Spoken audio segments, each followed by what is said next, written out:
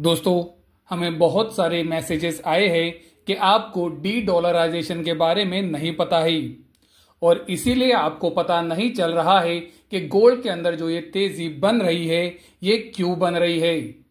D dollarisation ही वो reason है जिस वजह से गोल्ड की कीमतें यहां से और ऊपर जा सकती है और डी डॉलराइजेशन की वजह से ही यहां से गोल्ड के अंदर नई तेजी की शुरुआत हो चुकी है।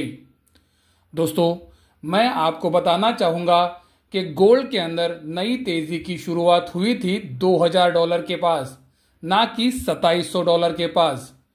हो सकता है गोल्ड के अंदर तेजी यहां से थोड़ी बढ़ भी सकती है, लेकिन कृपया ये बात को ध्यान में रखें, गोल्ड अभी $2700 के पास है, ना कि $2000 के पास। ये साल में गोल्ड के अंदर लगभग 30% की बड़ी तेजी बन चुकी है।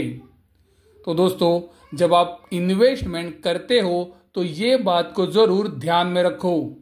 और चलो अभी चलते हैं डी डॉलराइजेशन के ऊपर और समझते हैं क्या ये सच में इतना इजी है और क्या सच में ये पॉसिबल है।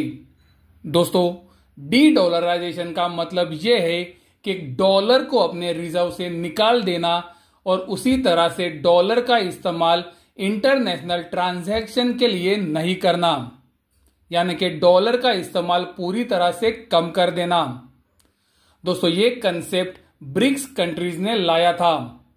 ब्रिक्स कंट्रीज क्या है ये आप सबको पता है, तो ये मैं समझाने नहीं जाऊंगा।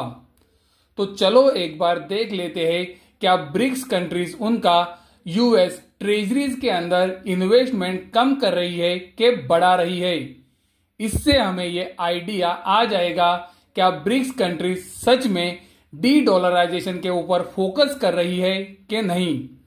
जैसे कि आप वीडियो के अंदर देख सकते हो, चाइना ने उनकी यूएस ट्रेजरीज की होल्डिंग को कम किया है, लेकिन दोस्तों आप वीडियो के अंदर ये क्लियरली देख सकते हो उनकी ये होल्डिंग्स $4 बिलियन से कम हुई है और उनकी होल्डिंग्स यूएस ट्रेजरीज के अंदर अभी भी $776 बिलियन पे है। यानी कि दोस्तों चाइना अभी भी यूएस ट्रेजरीज का रिजर्व के तौर पर बड़ा इस्तेमाल करता है। अभी जो आप वीडियो के अंदर देख रहे हो ये यूएस ट्रेजरीज का रिजर्व कंट्री वाइज है।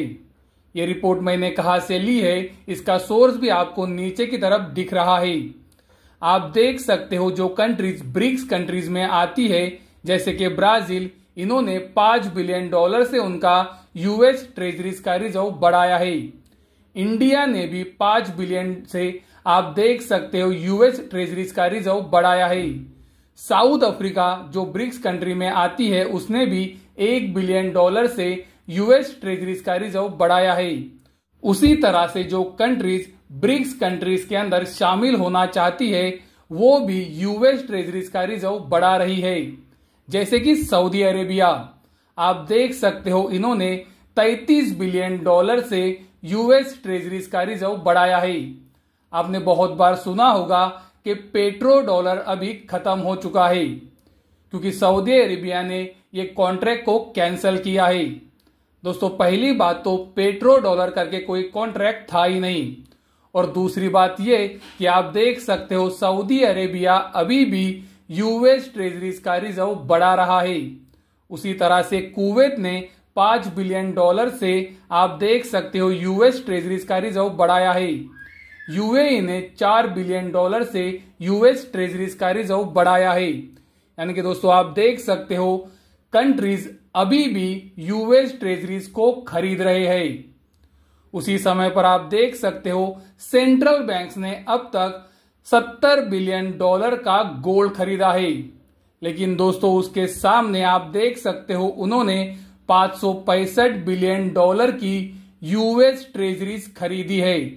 अभी दोस्तों 70 बिलियन कहां पे और 565 बिलियन कहां पर है इसका अनुमान आप लगा सकते हो। मैं मानता हूं कि गोल्ड का रिजर्व बढ़ रहा है, लेकिन उसके सामने यूएस ट्रेजरीज का रिजर्व किस स्पीड से बढ़ रहा है ये भी आप वीडियो के अंदर देख सकते हो। तो अभी आप ये खुद सोचो कि डी डॉलराइजेशन हो रहा है कि नहीं हो रहा है। अभी जो आप वीडियो के अंदर देख रहे हो ये 18 अक्टूबर 2024 को आई हुई न्यूज है, यानी कि ये न्यूज आज की ही है। और ये न्यूज हमें बताती है कि अमेरिकन गवर्नमेंट जो यूएस ट्रेजरीज को इशू करता है उसकी foreign holding all time high के पास है। ये महीने भी इसकी होल्डिंग बढ़ी है। यानी कि दोस्तों आप वीडियो के अंदर अभी भी देख सकते हो अमेरिकन गवर्नमेंट की यूएस ट्रेजरीज को अभी भी कंट्रीज खरीद रहे हैं और रिजर्व के तौर पर अपने पास रख रहे हैं। तो दोस्तों अभी ये समझना आसान है कि डी डॉलराइजेशन कितनी तेजी से हो रहा है कि तेजी से नहीं हो रहा है, क्योंकि अगर अभी भी कंट्रीज यूएस ट्रेजरीज को खरीद कर अपने पास रिजर्व के तौर पर रखती है तो ये क्लियर इंडिकेट कर रहा है कि जिस तरह से डी डॉलराइजेशन को दिखाया जा रहा है एक्चुअल में वो उतनी स्पीड से नहीं हो रहा है। उसी तरह से दोस्तों ये न्यूज तो आपने जरूर सुनी होगी कि रशिया और चाइना के बीच में जो ट्रेड सेटलमेंट होता है वो 92% अभी चाइनीज युआन के अंदर होता है। दोस्तों मैं मानता हूं 92% पे जाना बहुत ही बड़ी बात है, लेकिन रशिया और चाइना पूरी दुनिया नहीं है।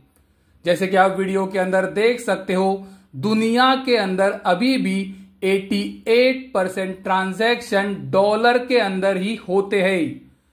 दोस्तों अगर 88% ट्रांजैक्शंस अभी भी डॉलर के अंदर होते हैं तो डॉलर का इस्तेमाल कम हो रहा है कि वो अभी भी वहीं पर है, ये आपको समझना है। दुनिया के अंदर अभी भी डॉलर को 58% रिजर्व होल्डिंग में रखा जाता है, जो कि दोस्तों छोटा नंबर तो बिल्कुल भी नहीं है। वीडियो खत्म करने से पहले मैं आपको सिर्फ इतना बताना चाहूंगा कि डी डॉलराइजेशन एक प्रोसेस है और हमने आपको हमारे पिछले वीडियो के अंदर भी बताया था कि ये प्रोसेस को बहुत समय लग सकता है, क्योंकि दोस्तों अमेरिका के ऊपर डिपेंडेंसी कम करना इतना आसान नहीं है। और ये वीडियो के अंदर भी आप क्लियरली देख सकते हो जो कंट्रीज ये बोल रही है कि वो डी डॉलराइजेशन करना चाहती है वो तो एक्चुअल में यूएस ट्रेजरीज का रिजर्व बढ़ा रही है, ना कि कम कर रही है।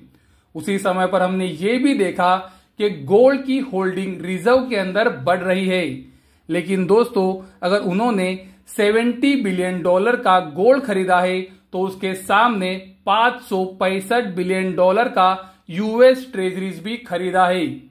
अभी गोल्ड की खरीदारी ज्यादा है कि यूएस ट्रेजरीज की, ये तो आप खुद समझ सकते हो।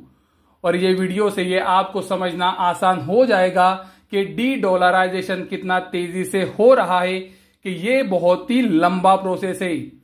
मेरे हिसाब से तो ये बहुत ही लंबा प्रोसेस है और इसको बहुत समय लग सकता है।